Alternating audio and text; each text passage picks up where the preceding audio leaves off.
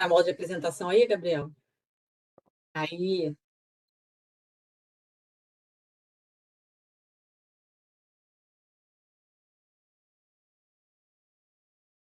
Abriu a sala?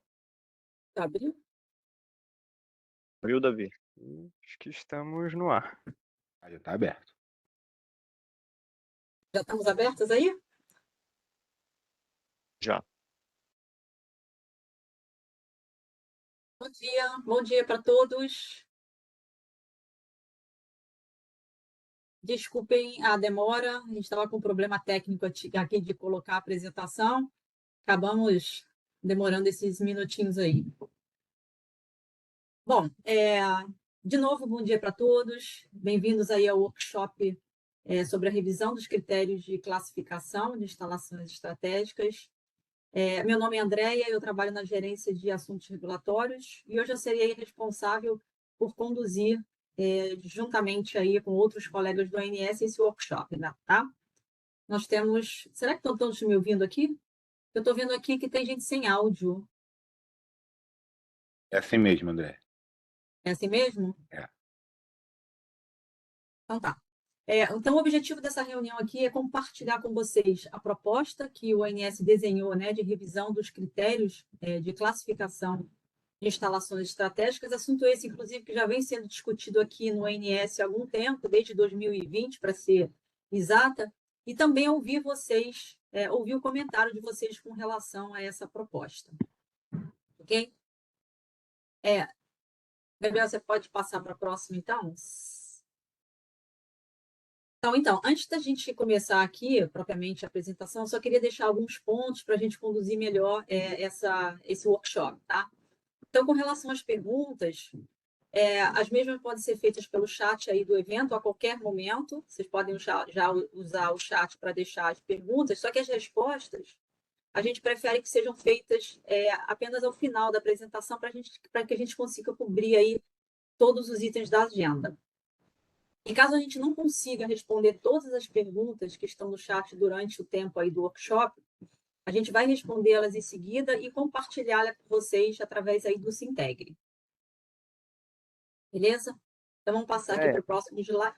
Oi. André, só um segundo. Só queria confirmar com o Davi se a gente está gravando a apresentação automaticamente ou a gente precisa iniciar uma gravação. Tá gravando já. Ah, tá, perfeito. Desculpa interromper, só para confirmar. Ótimo. Então, vamos para o próximo slide aqui.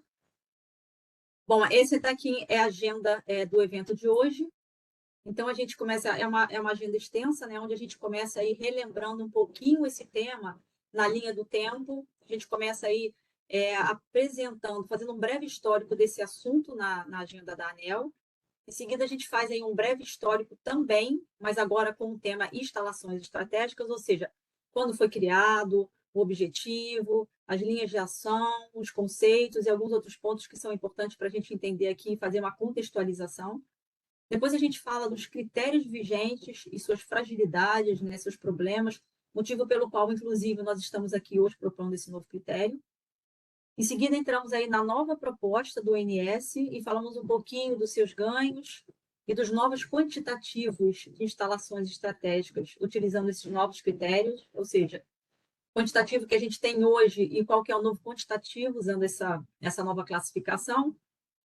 Depois elencamos os submódulos, que possuem comandos relacionados a instalações estratégicas, já com propostas de texto adequadas ao novo critério proposto. E aí a gente fecha com os passos, né, que a gente está agora em andamento e os próximos que estão aí para vir. Próximo slide, por favor. Bem, como está, então, esse tema na agenda da ANEEL, né? Então, rapidamente aqui, só recordando que esse tema ele foi indicado na agenda regulatória da ANEEL aí de 2020 e 2021, por iniciativa da antiga SRT, especialmente aí por conta dos questionamentos dos agentes que precisam fazer investimentos adicionais se escolherem por uma operação teleassistida em suas instalações, ou seja, caso ele tenha que fazer operação teleassistida e caso ele seja uma instalação estratégica, ele precisa fazer um investimento adicional para atender os requisitos das instalações estratégicas e operação teleassistida. Então, esse foi um grande questionamento, uma demanda dos agentes com relação a esse ponto. Esse assunto ele entrou novamente na agenda regulatória da ANEEL no período aí de 2022 2023, e aí a gente colocou aí que no segundo semestre de 2021 aconteceu uma tomada de subsídio, que foi a TS 20, onde, inclusive, o INS fez suas contribuições, mas de forma bem pontual, né? Uma forma pontual do que propriamente uma proposição de revisão, como a gente está fazendo hoje aqui. A consulta pública de AIR, né? Como está aí também destacada em amarela, que a análise de impacto regulatório prevista também para o segundo semestre de 2022 não foi realizada ainda, e, consequentemente, também a consulta pública da resolução normativa também não. Esse ano, na agenda, né, de 2023, 2024, houve uma pequena mudança de priorização dos temas na agenda regulatória da ANEEL, tá? O que acabou deixando de fora esse tema na agenda de 2023, 2024. Mas, obviamente, é um assunto que precisa ser endereçado o mais rápido possível, dada a sua relevância, e por isso que a gente está aqui hoje, tá? A gente está aqui hoje para mostrar esses pontos aqui com vocês. E aí, acho que eu já posso passar então para o Leandro. O Leandro, ele vai cobrir alguns itens da agenda e vai começar agora falando um pouquinho então aí do histórico das instalações estratégicas. Leandro, passo para você a palavra. Obrigado, Andréia. Bom dia a todos, né? Eu vou trazer para vocês um pouco do histórico das instalações estratégicas e como que isso evoluiu desde 2005 até a gente chegar na situação atual, onde a necessidade de uma revisão ela é premente em função da própria mudança que o sistema vem sofrendo, né? Então, a gente, em conjunto aqui com as demais áreas do INS, né, incluindo tanto a equipe da Andréia e do Gabriel de regulação, mas também as equipes de planejamento e operação, nós nos debruçamos nesse tema desde 2020, quando entrou ali na primeira agenda da ANEEL, né, isso foi em 2020. Desde então, viemos trabalhando no sentido de buscar um novo critério. E chegamos hoje, né, a gente tem uma proposta, acreditamos que essa proposta ela é bastante firme e vai atender aí os anseios do sistema como um todo. Gabriel, vamos passando, por favor. Então, instalação estratégica, a gente começou a discutir isso lá nos idos de 2005, né? E o grande mote ali era evitar os grandes blackouts. Então, existiam 3 grandes linhas, né? A gente gostaria de evitar grandes perturbações, grandes ocorrências, né? Se ela existisse, se eu tivesse uma grande perturbação, a gente gostaria de minimizar esse impacto, né? Minimizar a propagação. E na última linha, recompor o mais rápido possível, né? Ou seja, essas três pilares, né, eles existem até hoje, né? A gente busca sempre minimizar uma grande perturbação, a chance de que ela ocorra, né, a propagação e recompor rápido, né? Lá em 2005, 2007, foram definidas 2 grandes linhas de ação. Então, subestação nova, ela tinha que atender o padrão mínimo definido no procedimento de rede. E as existentes? Buscamos um diagnóstico para entender e propor melhorias. E aí que entrava o conceito de instalações estratégicas. Pode passar, por favor, Gabriel? Então, o conceito utilizado lá para definição, ele buscava uma subestação ou uma usina que o seu desligamento intempestivo, total ou parcial, provocasse um grande impacto, né? Se aquela subestação ou aquela usina provocasse a sua indisponibilidade, viesse a reduzir significativamente a segurança, e se essa instalação, subestação ou usina, impactasse o processo de recomposição. Em cima dessas 3 linhas foram definidos, né? Olha, uma instalação estratégica ela vai ser classificada em função da sua relevância topológica e da sua segurança intrínseca. Então, buscava-se entender qual era a importância topológica daquela subestação, né, topologia, onde ela estava inserida no sistema interligado e a sua segurança, né? Por favor, Gabriel. Como que a gente fazia isso lá naquela época, né? Então, você olhava para a instalação, né, identificava, fazia uma análise bem qualitativa, né, da topologia, avaliava o arranjo da subestação, proteção, né, e classificava, olha, segurança intrínseca e topologia. E naquele momento não se usava nenhum tipo de simulação, era muito avaliar, né, a subestação em si, né? Principalmente ponto, essa relevância topológica, né, onde ela estava inserida no sistema interligado. E a segurança, principalmente voltada para arranjo de subestação e proteção. Esse é um exemplo nessa matriz que nós tínhamos, né? Então, ali 1A, né, que era risco alto, né, por relevância topológica, né? Então, e segurança intrínseca, né? Então, era uma subestação alto risco, vermelho, né, ali, e 1A. Então, naquela época, Jaguara, né, 500 kV, era uma subestação classificada como alto risco, né? E aí tínhamos médio risco e baixo risco, né? E em cima dessa classificação, iam se tomando medidas de melhoria, né? Como eu disse, grande foco era evitar a perturbação, caso ela existisse, evitar a propagação e recompor o mais rápido possível, né? E em cima desse conjunto de subestações, buscou-se propor melhorias aí no sentido de trazer maior segurança para o sistema interligado. Por favor, mais um. De lá para cá, a gente foi evoluindo esse critério, né? Ele passou por algumas alterações, algumas discussões grandes, né? E chegamos ao critério vigente, né?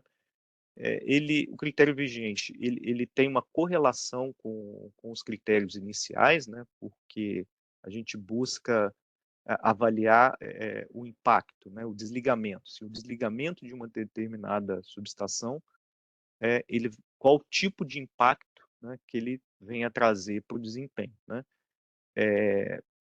Principalmente no que diz respeito à interrupção de carga, variação de tensão e oscilação, né?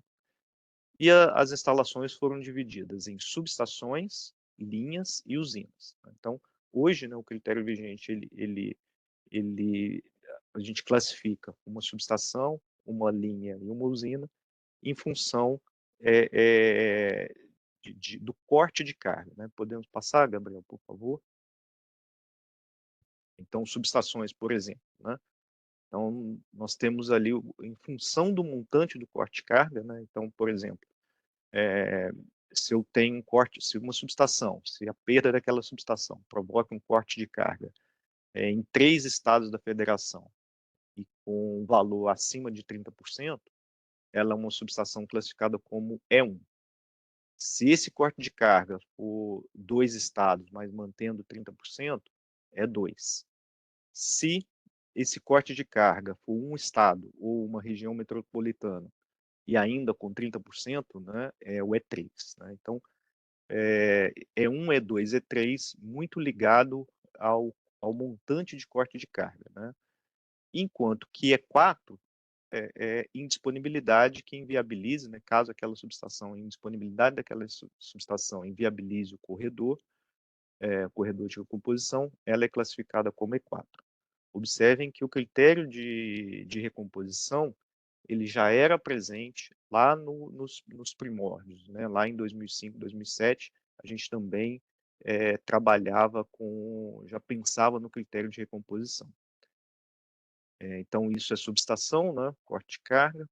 As linhas L1 e L2 seguem o mesmo conceito, né? Então, a saída de uma linha, se essa saída vem a provocar um corte de carga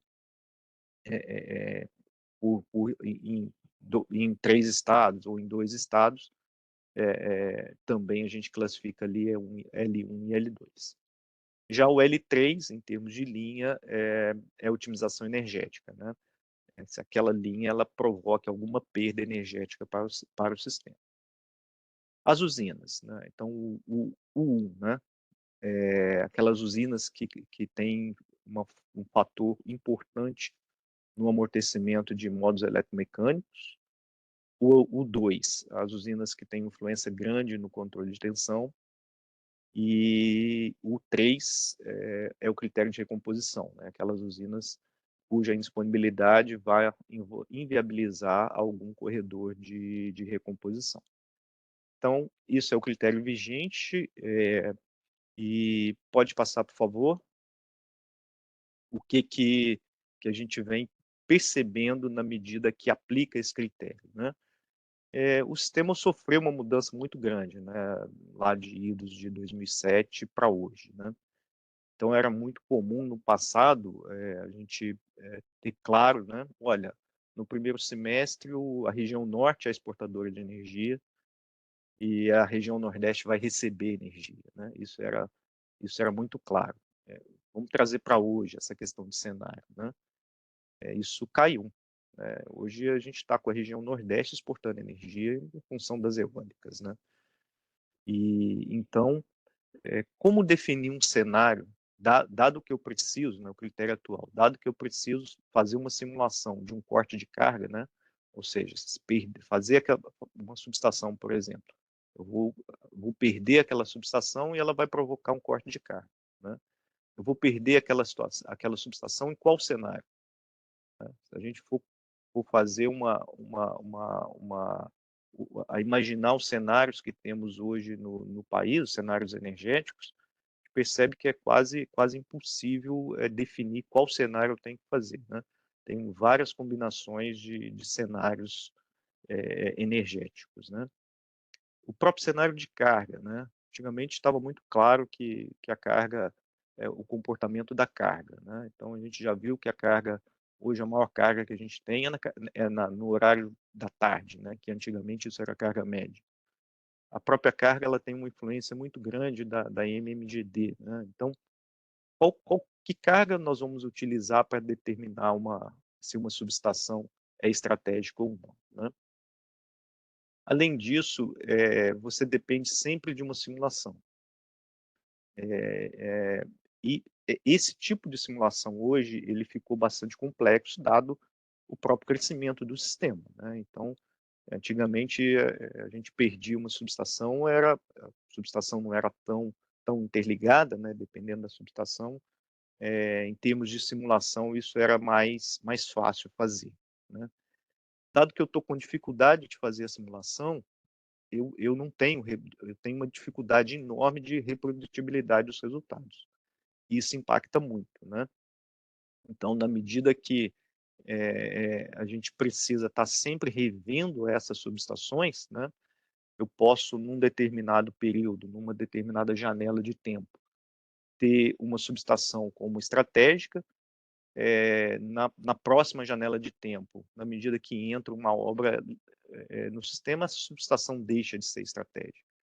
Então, esse critério hoje vigente, ele tem as dificuldades de cenário, tem as dificuldades de reprodutibilidade, né? E ele é volátil. Ele é volátil na medida que o sistema está em constante expansão, né?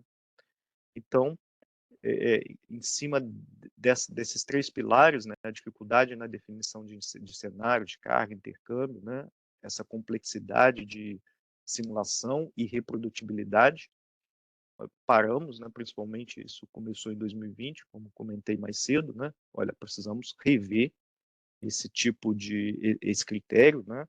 Lembro que em 2020 estávamos ali no advento da teleassistência também, né, então foi um outro ponto que foi um catalisador da mudança, da necessidade de rever os critérios, né. E trabalhamos com a principal linha, né, precisamos de critérios objetivos e transparentes, né. Eu precisava ter um critério claro, né, que qualquer um entendesse e conseguisse qualquer agente, né? Olha, a minha subestação é estratégica. Lembro que em 2021, né, recebíamos aqui diversas perguntas, né? Minha subestação é estratégica, não é? E tal. E a gente se ancorou nisso e busca trazer um critério que qualquer um não, minha subestação vai ser estratégica pelo fator A, B, C, né? É isso que a gente buscou o tempo todo. E como o André comentou, né,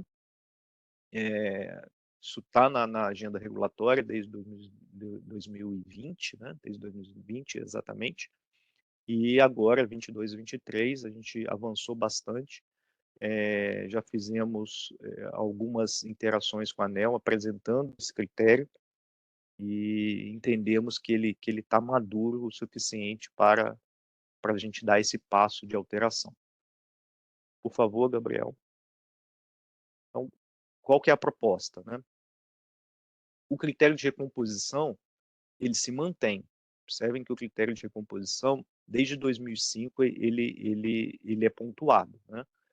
Dado aquele pilar lá atrás que, olha, se eu tiver uma perturbação, eu quero a recomposição o mais rápido possível, né? Então, em cima desse conceito, né, o critério de recomposição ele foi mantido, né? Então, o que hoje conhecemos como E4 e o 3 não sofreu alteração, ou não vão ser mantidos. E os demais? E1, E2, né, E3, L1, L2, linhas e usinas, né? O 1 e o 2. Né? Como definir? Depois de muita discussão, muita interação interna aqui do ONS com a própria agência, né, a gente buscou dizer o seguinte, olha, o que eu preciso, o que é importante? No momento que eu defino uma instalação como estratégica, qual que é a importância dela? Né? E a conclusão que a gente chegou, que as subestações de tensão igual ou superior a 500 kV e os elos de corrente contínua serão definidos como estratégicos. E por que disso? O sistema de 500 kV, ou acima de 500 kV, ele é o principal tronco de transmissão.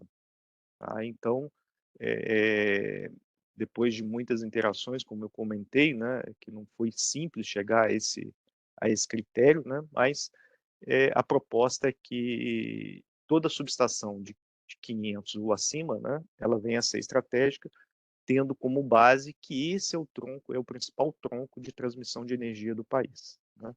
Então, a gente passa a olhar para as barras de 500, acima de 500 kV, 500 inclusive, né, como subestações importantes e estratégicas para o sistema interligado. O que a gente tem como ganho? A gente manteve ali a recomposição, como eu já venho comentando, desde o início o critério de recomposição ele é importante para todos nós, né, para o SIM como um todo, né? E agora, incluindo as subestações de 500 kV e acima, a gente reduz a volatilidade, né? Então, o critério passa a ser objetivo e não depende de características, na verdade, ele passa a ser objetivo e vai depender ali da característica do empreendimento e não da evolução do sistema. Então, na medida que uma subestação é licitada, ela é de 500 kV, ela passa a ser estratégica. Né? Então, a gente reduz bastante aí a volatilidade do critério.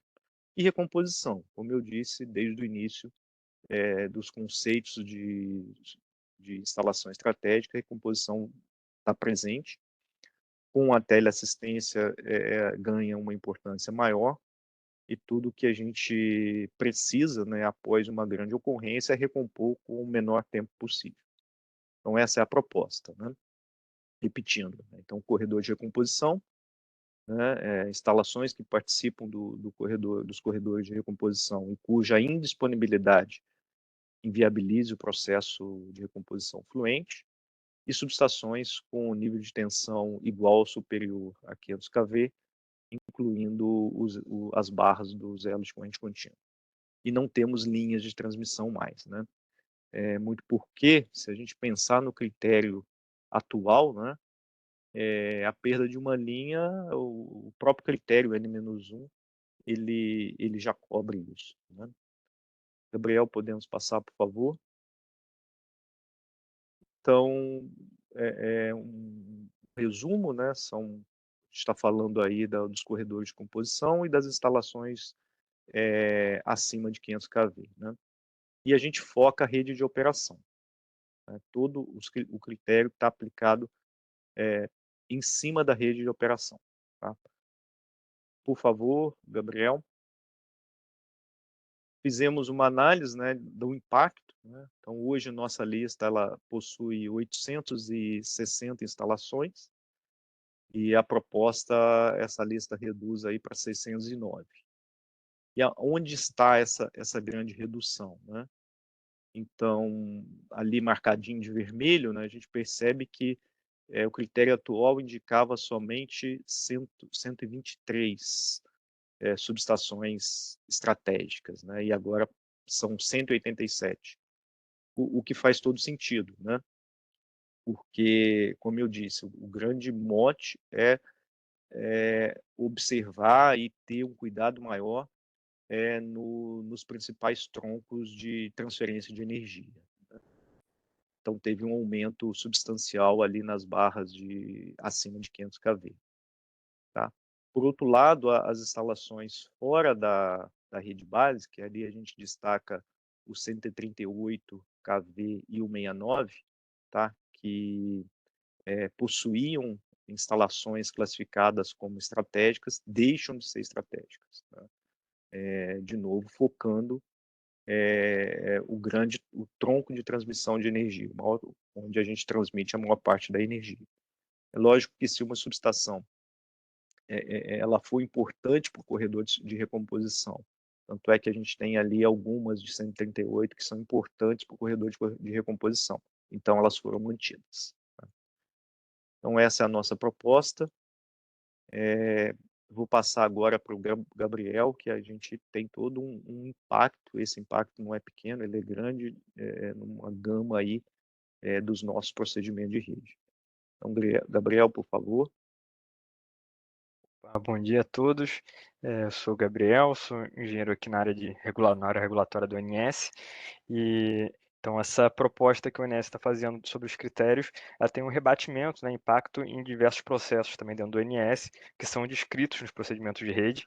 Então a gente colocou em consulta pública, em consulta externa que a gente chama, né, através aqui do Consulta PR, nossa ferramenta no Sintegre de gestão de procedimento de rede, onde vocês já podem acessar, né, e contribuir, enviar comentários, né, lá pelo Sintegre para a gente, que é o final desse período. A gente vai avaliar, né, todas as contribuições e depois encaminhar para a ANEEL. Mas então agora, nessa etapa aqui do workshop, a gente vai dar uma passada nos comandos que a gente tem hoje relativo a instalações estratégicas no procedimento de rede e qual é a proposta do ONS, né, referente a esses comandos. Então, começando aqui pelo modo 2.2, onde tem a definição das instalações estratégicas, bem, atualmente, falando resumidamente, né, ele define o objetivo e as responsabilidades referentes a esse processo, define também os diretrizes e critérios, como o Leandro já falou, dos critérios vigentes, e ressaltando que essas instalações elas podem ser classificadas nos respectivos editais de licitação, com base nas análises e estudos do ONS. Também o submódulo vigente ele dá um destaque, né, sobre a análise do grau de segurança intrínseca das instalações estratégicas e cita aspectos de arranjo físico das instalações, condição de proteção, CEP, disponibilidade de equipamentos de reserva, que não estavam sempre refletidos nos outros submódulos, deixando, né, um texto um pouco solto, né, sem dar clareza o que isso significa. E também define os prazos para a ONS fazer a revisão anual das instalações estratégicas. Como proposta, nesse submódulo, ele foi reescrito, né, completamente, alinhado a essa nova proposta, botando no objetivo já, assim, inicialmente, quais são os processos, né, de forma clara que utilizam essas instalações estratégicas. As responsabilidades foram ajustadas, os novos critérios foram descritos no documento e foi colocado o prazo de 12 meses de adequação para as instalações estratégicas, né, após essa classificação. Esse prazo já existia antes, né, no caso especial lá de instalações teleassistidas, e a gente está aplicando, né, de forma mais abrangente, né, a todas as instalações estratégicas. Então, sobre o sistema de supervisão e controle, a gente tem algumas citações das instalações estratégicas aqui nesses documentos. Então, inicialmente, no 2.12, que são os requisitos mínimos de supervisão e controle, é descrito hoje que para as instalações estratégicas da rede de operação desprovidas de assistência local ininterrupta, tem requisitos adicionais de supervisão e controle, de forma a garantir a redundância de equipamentos, sistemas de dados, etc., né? Colocando aqui de forma resumida. E também para as instalações estratégicas, independente de teleassistência, existe um indicador mais rígido de disponibilidade e qualidade dos requisitos, dos recursos de supervisão e controle. Então, de 97,5 seria exigido 98,5% desse indicador. Na proposta desse submódulo, não houve alterações de mérito nesses comandos, que tiveram ajustes, primeiro aí de trocar o termo desprovida de assistência ininterrupta, né, um termo que causava uma certa dúvida, e deixando, né, mais conciso apenas como instalações teleassistidas. Então, a gente vai ver aqui ao longo da apresentação que isso aconteceu em vários submódulos que usavam esse termo aqui é, mais extenso, né? E a gente resumiu para deixar mais claro. E também a gente destaca que o processo sobre avaliação, né, da disponibilidade e qualidade dos recursos de supervisão e controle estão em revisão em outro processo. Então, até convidamos vocês a acessarem lá o Sintegre, o Consulta PR e verificar esse processo específico, onde tem propostas específicas sobre esse tema. Então, aqui em instalação estratégica, a gente não está mexendo nisso, mas lá nesse outro processo, a gente está fazendo uma nova proposta. Tá? Só para separar os temas, né, e a gente não começar a juntar muitos assuntos complexos aqui em um processo só. Também temos o modo 6.11, que ele descreve o processo de manutenção e avaliação do sistema de supervisão e controle.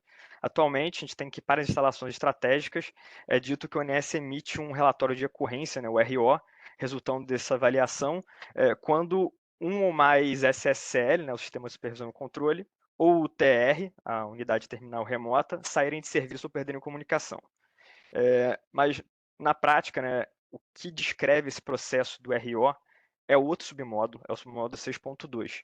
Então, o que a gente fez para melhorar essa descrição? A gente excluiu a menção a instalações estratégicas, que não era citado no 6.2, e a gente faz uma referência direto para o 6.2, dizendo que o relatório de ocorrência ele é emitido, né, nos termos do submódulo 6.2, e é ele que deve ser aí a referência quando a gente fala de RO. Tá? Foi mais uma correção mesmo da descrição. Ainda que terminando o tema de supervisão e controle, a gente tem no módulo 9.6, que são os indicadores de desempenho. Atualmente não existe um comando específico para instalação estratégica, não tem alterações de mérito aqui nessa proposta, mas como eu já comentei, foi feita essa correção do termo utilizado para instalações teleassistidas, retirando esse desprovida de assistência ininterrupta e substituindo apenas por instalações teleassistidas. Okay. E para sistemas de telecomunicações, hoje nós temos o modo 2.15, que fala sobre os requisitos mínimos para telecomunicações. Atualmente, a abrangência temos alguns requisitos que têm abrangência de instalações estratégicas. Como exemplo aqui, entre o centro de operação dos agentes e suas próprias instalações estratégicas, é solicitado um requisito classe A para comunicação de voz para as atividades de operação em tempo real, né, para suporte às atividades.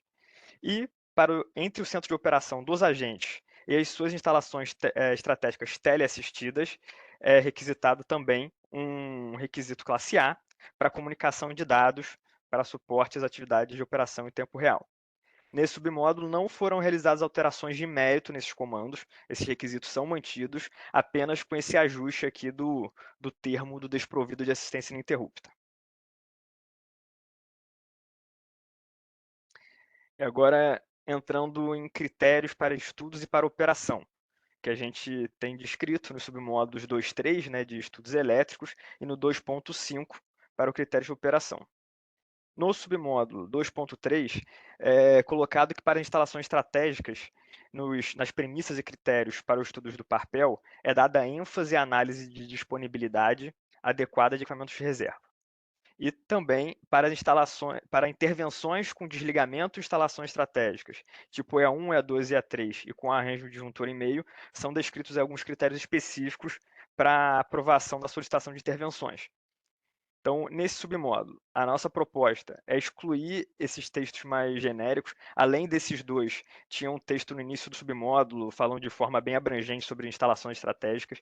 Então, a gente exclui isso, que não dá um critério claro dos estudos. Também, né, foi excluído esse texto para a ênfase adequada da disponibilidade para os estudos de Parpel. E foi adequado esse critério para os desligamentos, né, para a aprovação dos desligamentos, de forma a não diferenciar por tipificação de instalação estratégica. Porque, como o Leandro mostrou, os novos critérios propostos são mais objetivos, mais claros, a gente não separa por uma tipificação aqui de E1, E2 e E3, então seriam solicitadas para as instalações estratégicas. Enquanto no submódulo 2.5, a gente tem que para as instalações estratégicas, de forma resumida, né, não é autorizada uma intervenção programada com desligamento ou risco de desligamento, caso haja indisponibilidade dos recursos de supervisão e controle. Nesse submódulo não tem nenhuma alteração.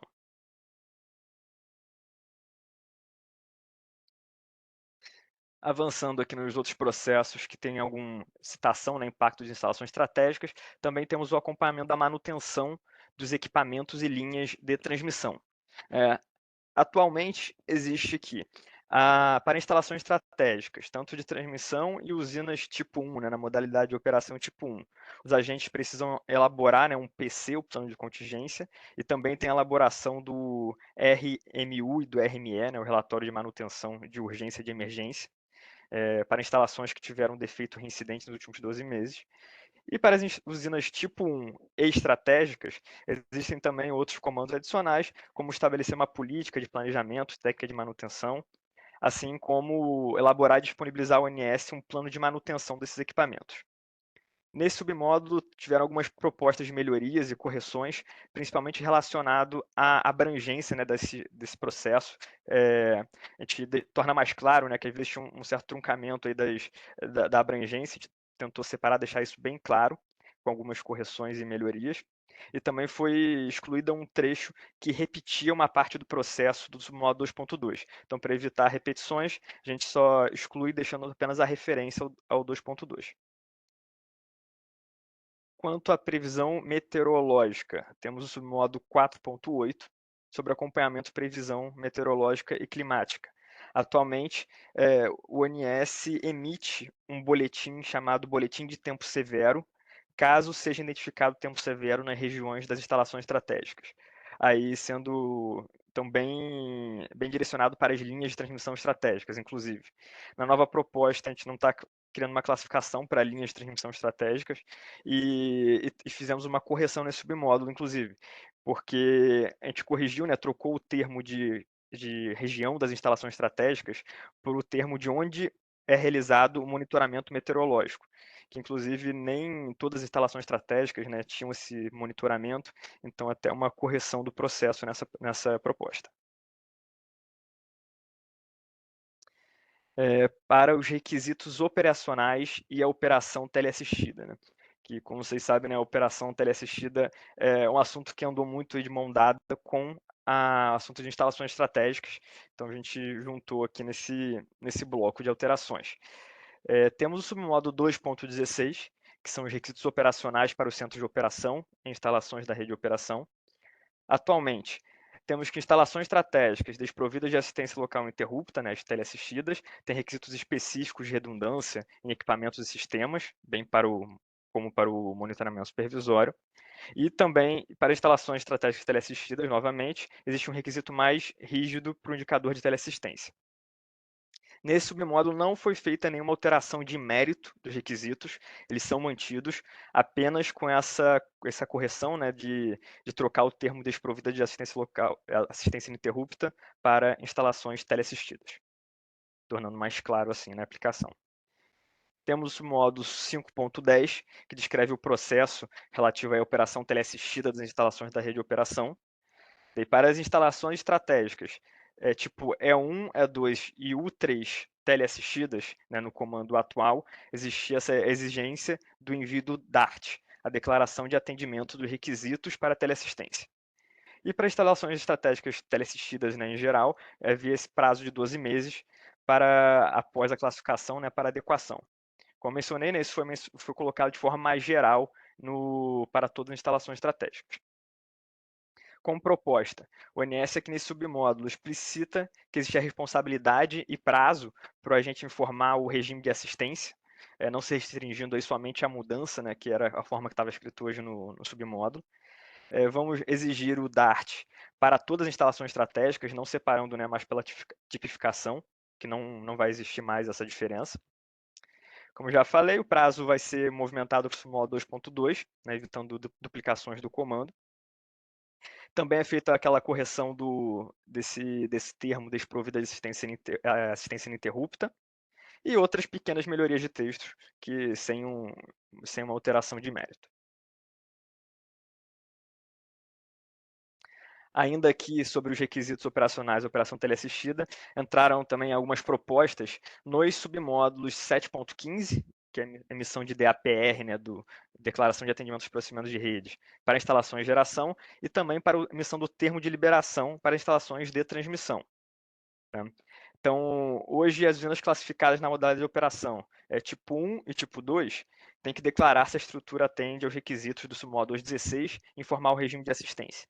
Isso que a gente tem relacionado hoje, mas na proposta a gente vai explicitar, né, que o agente precisa informar o regime de assistência, né, como um requisito impeditivo para o DAPR em teste, assim como o aceito da DART pelo ANS seria um requisito impeditivo para o DPRP, né, o provisório, para as instalações estratégicas teleassistidas, né, que seria aí muito importante para a entrada em operação dessas instalações. Da mesma forma, para as instalações de transmissão, existem os comandos, né, similares, e a gente está propondo que para o TL, para operação em teste, também fique aí como um requisito a informação do regime de assistência. E para o TL comercial com pendências, para as instalações estratégicas teleassistidas, o aceite da DART pelo ONS ou alteração do regime de assistência também ficaria como requisito impeditivo. E com isso aqui a gente termina essa passada aí pelas alterações propostas do ONS. Eu devolvo aqui a bola para a Andrea concluir aqui com os próximos passos. Andrea? Obrigada, Gabriel. Pode passar, então, aí. Bom, esse slide que fecha aqui, então, nossa apresentação de hoje, destaca aí os próximos passos e o que estão em andamento. Então, a gente tem aí, até como o Gabriel já comentou, né, a consulta externa, com a proposta que a gente está apresentando aqui. Essa consulta externa está aberta até dia 21/10. Ela foi aberta, se não me engano, no início do mês passado, né, contabilizando aí 45 dias de consulta, que é o prazo que a gente teria, né, que a gente tem para deixá-la aberta. E a gente espera a contribuição de vocês, viu? Tem tempo até lá. Recebendo essas contribuições, a gente vai ter um tempinho até final de novembro para fazer uma análise dessas contribuições. E, em seguida, a gente inicia a elaboração da mensuração de impacto dessas alterações, né? Com propostas, com previsão de finalização aí para a gente em dezembro de 2023. Ainda em dezembro de 2023, a gente pretende enviar esse material para a ANEEL, ou seja, as minutas dos procedimentos de rede e a mensuração de impacto para, então, a ANEEL realizar uma abertura da consulta pública. Conforme até o Leandro comentou aqui ao longo da apresentação, nós já fizemos um alinhamento com a ANEEL em algumas reuniões sobre essa nossa proposta. Eu acho que já há um alinhamento entre a agência aqui e o operador, e a ANEEL, inclusive, ela tem interesse também em finalizar esse processo, né? Então, a abertura da consulta pública a gente espera que aconteça assim que a gente conseguir enviar esse material, para que a gente possa fechar aí esse processo. Bem, acho que com esse slide, então, a gente chega aí no final da nossa apresentação. A gente agradece a presença, né, e a participação de todos aqui. A gente espera contar com a contribuição de vocês, tanto na consulta, que ainda está aberta, até o final do mês, e como aqui o nosso chat com perguntas.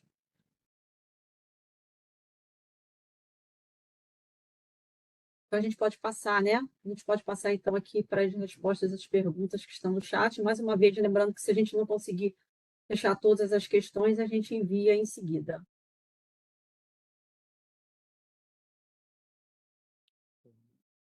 Andréia, Oi, pois não, Gabriel, Leandro. vamos começar pela pergunta 2, né? A segunda pergunta aqui, que é mais sobre o processo, né?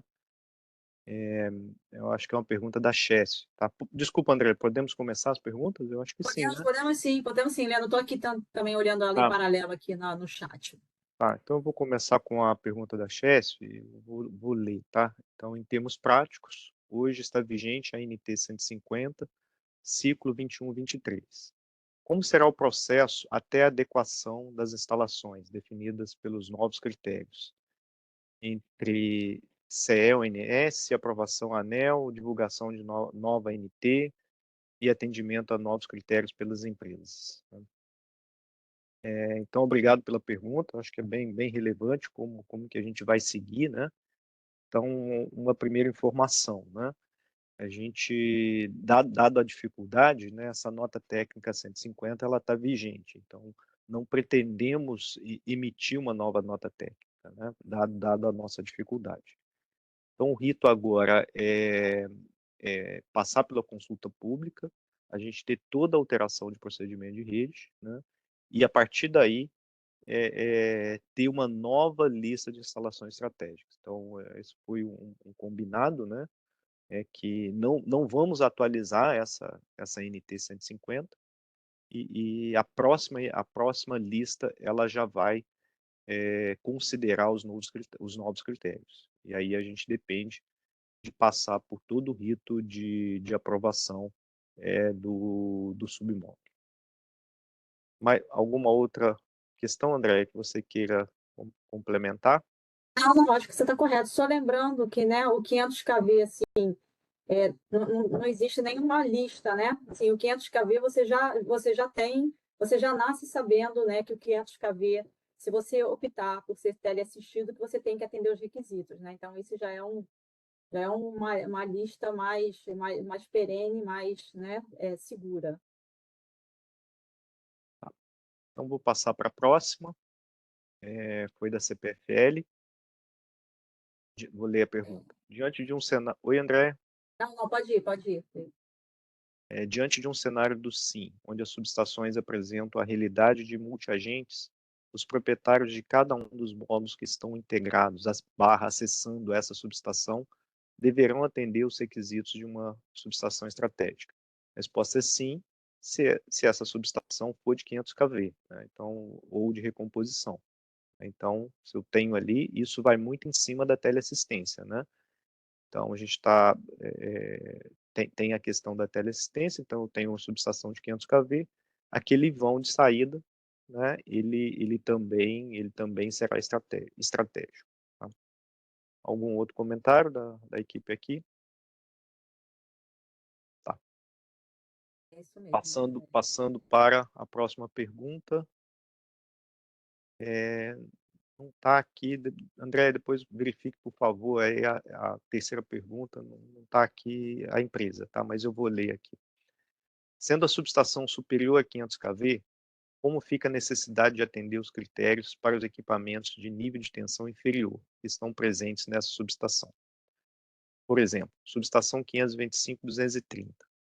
Os agentes possuem equipamentos em 230, os agentes que possuem equipamentos em 230 deverão atender os critérios de teleassistência como uma instalação estratégica E1, né? Lembrando, o E1 agora, entendi a pergunta, obrigado, né? Mas o E1 agora cai, a gente não tem mais essa classificação, né? Então, a resposta é o seguinte, não automaticamente, tá? Não é direto. Então, vamos pensar, a subestação de 500kV está muito claro, né? Agora, o 230, Se essa subestação 230 ela for classificada como estratégica, e quem vai dar essa classificação será se ela participar de um corredor de recomposição, a resposta é sim, tá? Muito em função da necessidade de teleassistência para monitoramento dessa subestação. Então, precisa ver se não é automático. O que eu quero dizer, não é automático, né? A gente vai precisar, no caso de subestações abaixo de 500 kV, tem um olhar diferenciado, principalmente em função dos corredores de recomposição. Se for de recomposição, ela é estratégica. Tá? Vocês conseguiram ver quem fez a pergunta? Tá no chat aí quem fez a pergunta? Sim, foi A o CPFL. CPFL, Assis Rogério. É PFL também, né? CPFL. Então a resposta é essa, viu, Rogério? Depende se ela é estratégica, ou seja, se está no 230 kV e é corredor de recomposição, a resposta é sim. Foram essas 3 perguntas que tivemos aqui, pelo menos no chat. Foram essas 3 perguntas. Nós agradecemos aí o pessoal que nos ajudou aí no esclarecimento, tá? Leandro, tem mais perguntas aqui mais Tem para mais? frente. Então, por favor, Gabriel, Tá. a gente tinha colocado aqui no acompanhamento. Qual que é a próxima? Não, sem problemas, eu vejo aqui. O Douglas Vieira perguntou. Bom dia, a alteração do texto de instalações teleassistidas, em especificar se contém ou não operação local, aumenta a abrangência do requisito, incluindo aquelas que são teleassistidas, mas que possuem operação local interrupta. É este o objetivo? Acredito que essa pergunta aí se direciona mais a outra equipe aqui dentro do NS. Equipe de teleassistência, né? Eu estou Isso. tentando ler a pergunta dele aqui, tá? Tá. Essa, se a gente não conseguir responder até o final do workshop, né, com a A equipe nossa aqui equipe aqui que está responsável, presente, a gente vai para a próxima. e depois a gente divulga a resposta, tá? Perfeito. Então, passando para a Tem próxima. mais, Gabriel? Tem. Tem mais uma aqui. Você faz aí, Gabriel? Sim, É sim, do eu vejo. Ender Carvalho. O Ender Carvalho, da CEMIG GT. Uhum. Como declarado pelo próprio ONS, em outra oportunidade, seria importante que a lista de instalações estratégicas não seja conta de chegada. Essa proposta inicial não acaba nos levando nesse sentido, passando todas as subestações de 500 kV para estratégicas, e nosso entendimento faz com que se perca o sentido do destaque que uma instalação estratégica deve ter. Se muita coisa é estratégica, nada é estratégico. Essa é a pergunta Então, dele. qual empresa? Quem é? É da CEMIG GT, o Ender CEMIG, né? Carvalho. Wender, obrigado, tá? Observe que a gente, não sei se ficou claro, mas a gente até reduziu o número, né? Porque esse conceito que você comentou, né? Se muita coisa é estratégico, nada é estratégico. Isso passou aqui pela nossa discussão também, tá? E tanto é que era uma preocupação, né? E a gente reduziu de 800 e não estou lembrado dos números de cabeça, mas 860 para 600 e ajuda aí depois, Gabriel, me dá com a linha aí, 600 e alguma coisa, tá? Mas observe que o que se está se colocando de estratégico, né?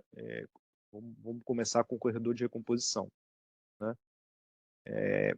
Se a gente olhar o corredor de recomposição e principalmente em função de teleassistência, né? Se eu tenho uma subestação que inviabiliza aquele corredor, o impacto é muito grande, tá?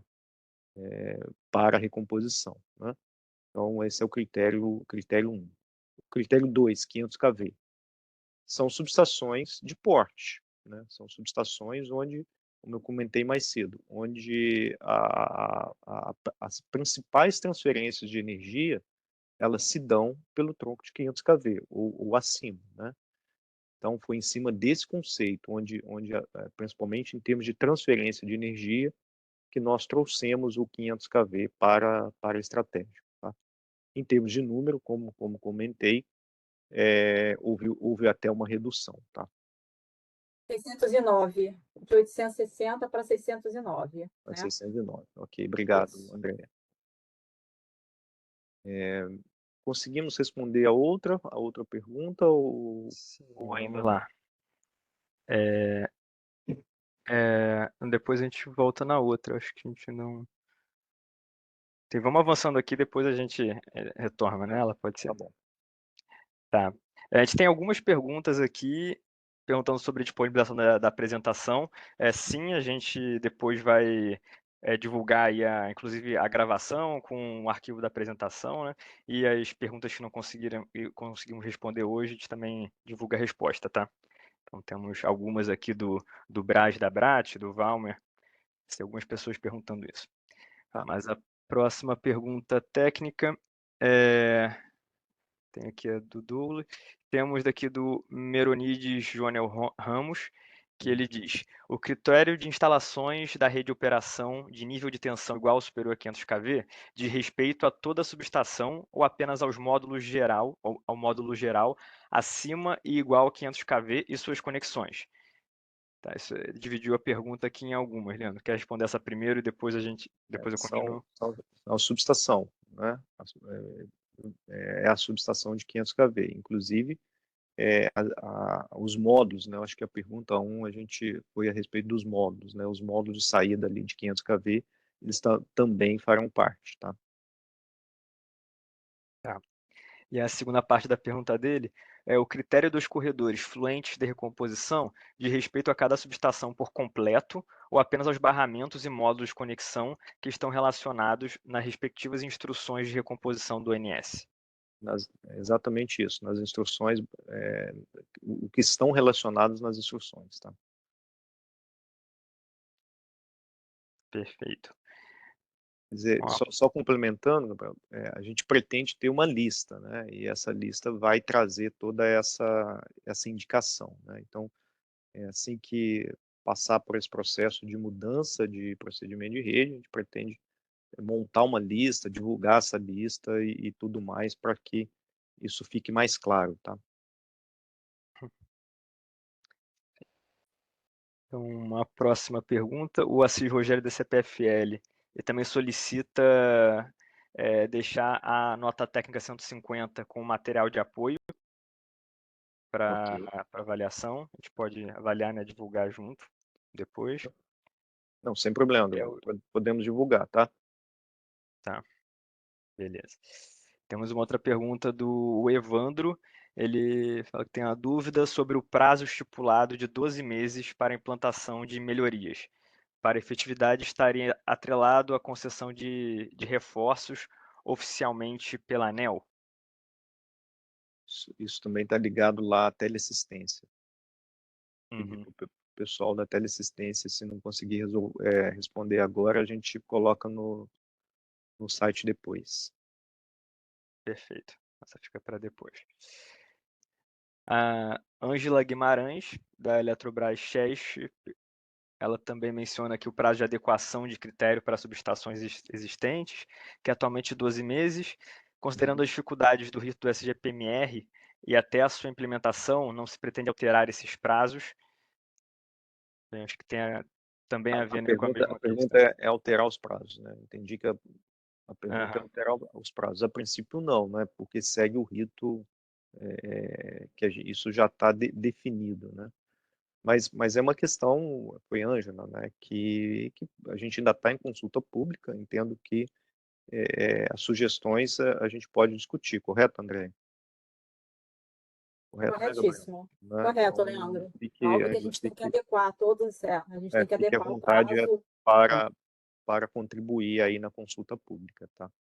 E todos vocês, tá? Então, a consulta pública está aberta. A ideia é justamente colher essas sugestões e tudo mais, para a gente ter um submódulo bem coeso. Ok, perfeito. Para a próxima pergunta, do Rafael Fontoura. Considerando somente instalações da rede de operação classificadas, há uma elevação do número de instalações com o novo critério, sobre um percentual que atualmente já é elevado. o conceito estratégico não fica enfraquecido com isso? Afinal, se tudo é estratégico, nada é estratégico? Repete um pouco, né, do outro comentário.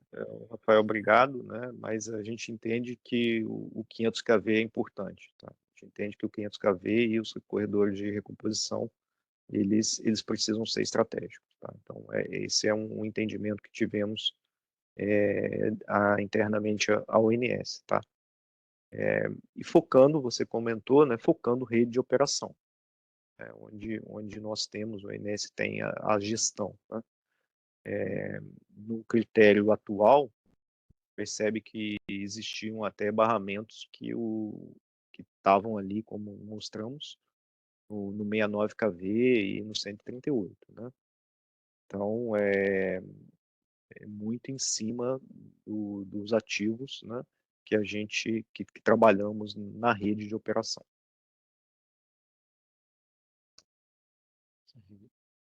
Próxima pergunta do Diego Oliveira.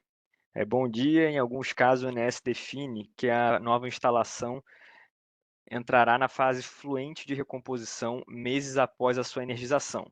Existe a possibilidade do ONS antecipar essa definição para uma melhor preparação e planejamento pelos agentes?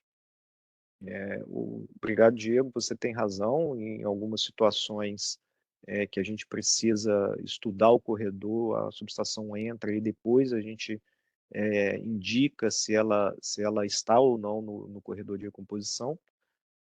O que a gente vem trabalhando é para ter essa indicação no próprio estudo pré-operacional, né? Onde, principalmente, vou dar um exemplo clássico, né? A gente tem duas subestações, essas duas pertencem ao corredor de recomposição e eu tenho um seccionamento. Então, essa nova subestação, existe uma tendência muito grande dela também, né, participar do corredor de recomposição. Então, esse tipo de indicação, ela pode ser feita já nos estudos pré-operacionais.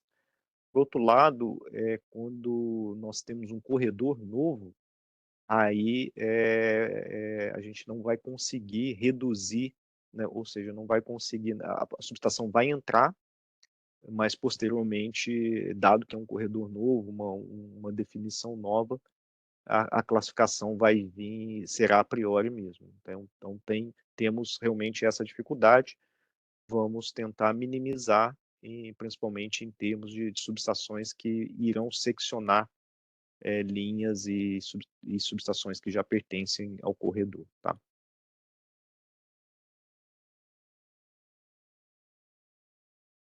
Beleza.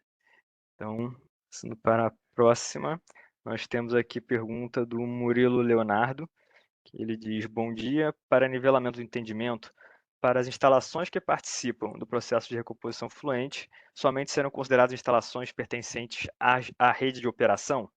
Questiono, pois as distribuidoras possuem subestações que participam da recomposição fluente na etapa de tomada de carga, porém não são subestações da rede de operação. Além disso, nas revisões dos corredores de recomposição, muitas vezes essas subestações são alteradas. O Murilo é da CPFL. Murilo, obrigado. A gente vai passar por um processo de transição. Então, você tem razão, Murilo. Hoje, a gente até percebe ali nos números, né? Algumas subestações elas ainda fazem parte do corredor, né? Então, e são de propriedade da distribuidora, não estão na rede de operação. Mas conceitualmente, a nossa meta, né? Na medida que a gente aprove esse procedimento, é buscar que as subestações estratégicas elas fiquem restritas à rede de operação. Como eu disse, vai haver, né, a gente vai passar por um período de transição. Isso não tem como, de uma hora para outra, alterar, né, de forma substancial o que a gente tem de corredor de recomposição hoje. Então, conceitualmente, de novo, né, conceitualmente, a gente vai buscar trabalhar, né, com a rede de operação, ou seja, as instalações estratégicas, conceitualmente, elas deverão pertencer à rede de operação, mas tem um período de transição onde podem ocorrer, onde subestações que não pertencem à rede de operação, elas ainda serão classificadas como estratégicas, né, como ocorre hoje.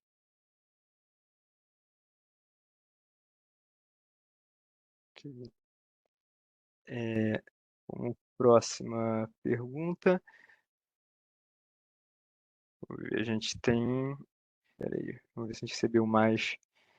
Essa agora foi do Murilo. Temos aqui uma dúvida do Evandro sobre o prazo estipulado de 12 meses para a implementação de melhorias. Para efetividade, estaria atrelado à concessão de reforços oficialmente pela ANEEL. Essa Outra também a naquela gente questão. precisa consultar, tá, Gabriel? Não tenho, ficamos devendo aí, não tenho a resposta aqui. Não sei se a nossa equipe que está aí pode ajudar, tá? Não sei se a gente já conseguiu avançar ali nas outras, Gabriel. Tá. Só um minutinho, então. Só deixa eu verificar aqui.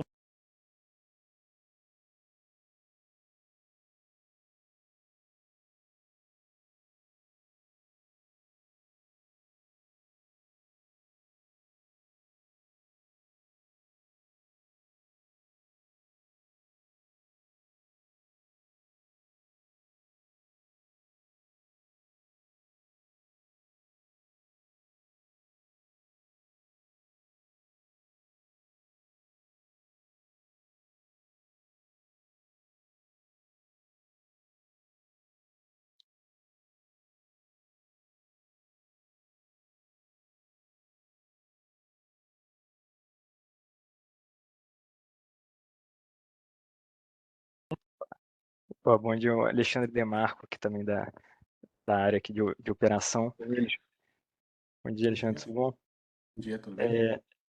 Então, a gente volta um pouco ali naquelas primeiras perguntas. Então, a gente tem aqui do Douglas Vieira, né, retomando aquelas do primeiro. Ele diz: bom dia, a alteração do texto de instalações teleassistidas em especificar se contém ou não operação local aumenta a abrangência do requisito, incluindo aquelas que são teleassistidas, mas que possuem a operação local ininterrupta. É esse o objetivo? Ele está perguntando. Bom dia, Douglas. A gente já conversou bastante sobre teleassistência, pessoal da Copel, mas eu não consegui compreender muito a dúvida ainda não. Nós estamos falando aqui de requisitos de instalações estratégicas, né? Eu não estou conseguindo... Vocês poderiam colocar a pergunta na tela para eu poder estudar essa resposta, porque eu não estou entendendo como que a abrangência local vai impactar nos requisitos, né? Se a uma instalação for classificada como estratégica e o agente optar pela operação remota, ele vai ter que fazer todas as adequações necessárias, né? Então, deixa eu ver aqui se eu consigo ler a pergunta aqui, para poder ajudar vocês. Demarco, acho que é especificamente aqueles pequenos ajustes que nós fizemos, toda vez que o submódulo fala a assistência assistência ininterrupta, aqui, deixa eu só... Aqui são as alterações que a gente está trocando os termos desprovido de assistência ininterrupta por somente instalações estratégicas, né? Instalações teleassistidas, perdão, confundi. Entendi.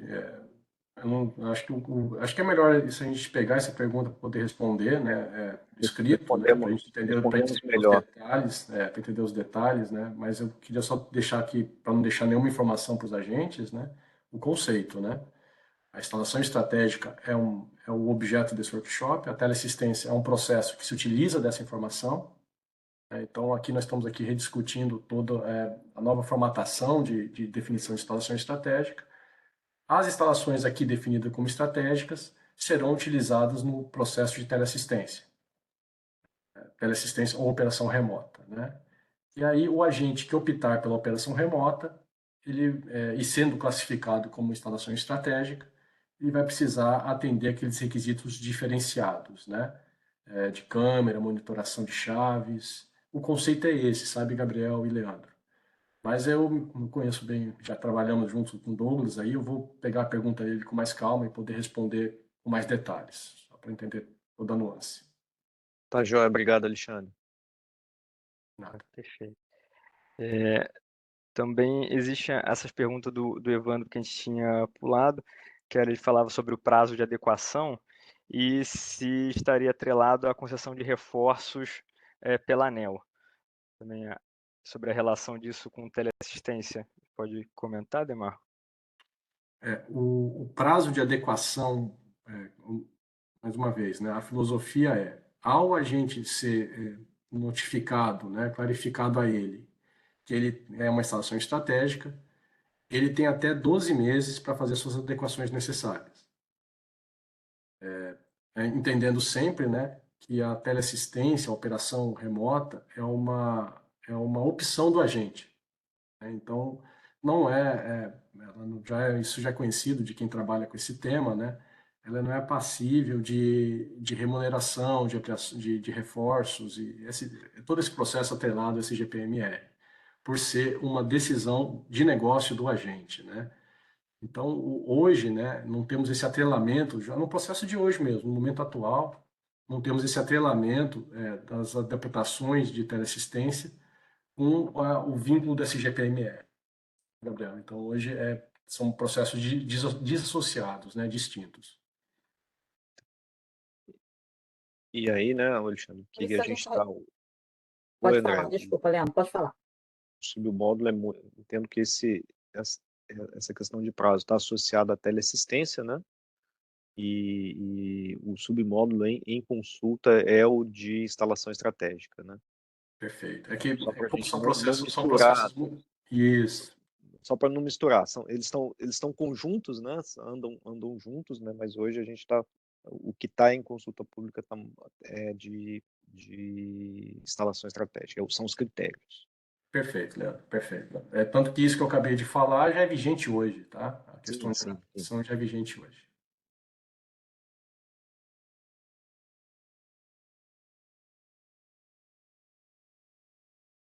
Estão chegando ainda mais perguntas aqui. Ainda temos 10 minutos. Então, vamos lá, temos do Ivan, da State Grid, que ele pergunta: o sistema de acompanhamento de manutenção, o SAM, deverá ser revisitado pelo próprio operador. A gente utiliza o SAM e hoje há o SAM e o SAM REM 669 está previsto ocorrer em breve. Eu acho que isso a gente está fugindo um pouco aqui do escopo do workshop. Depois a gente pode verificar aí com a equipe responsável até se a gente responde. Mas eu acho que não convém agora. Temos uma nova pergunta do Murilo Leonardo. Surgiu uma dúvida sobre a resposta ao meu questionamento. Quando se falou sobre um período de transição, não ficou claro se esse período de transição refere-se ao fato das instalações da distribuidora que participam da recomposição deixarão de ser estratégicas ou passarão a fazer parte da rede de operação. Apenas pontuo que na visão da CPFL não faria muito sentido pelo conceito de rede de operação essas subestações passarem a compô-la. O Murilo, explicando, né? A gente está falando da classificação, tá? Está falando foco na classificação. Não sei se depois, se quiser, a gente pode entrar no detalhe, tá? Mas quando eu falo em período de transição, eu estou dizendo que a gente vai buscar que os corredores de recomposição, sempre que possível, né? Como eu disse, conceitualmente, eles foquem a rede de operação.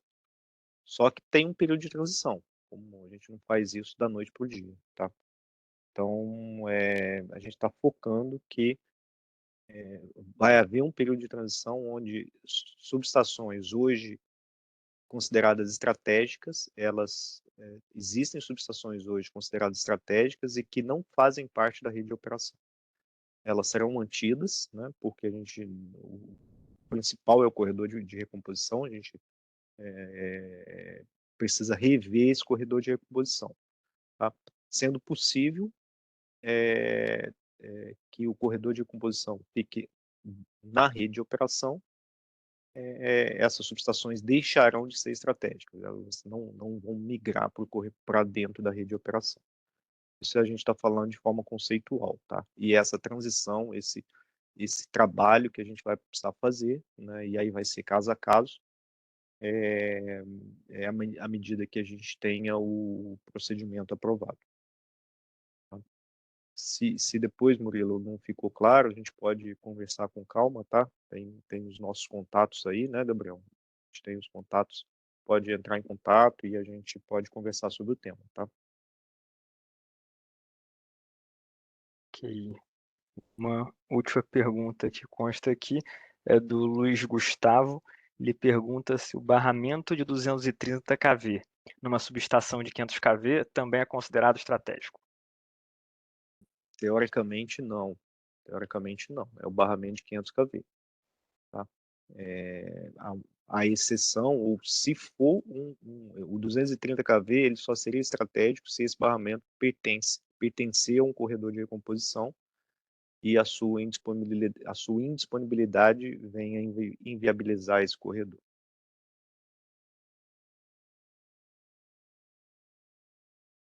Perfeito, Leandro.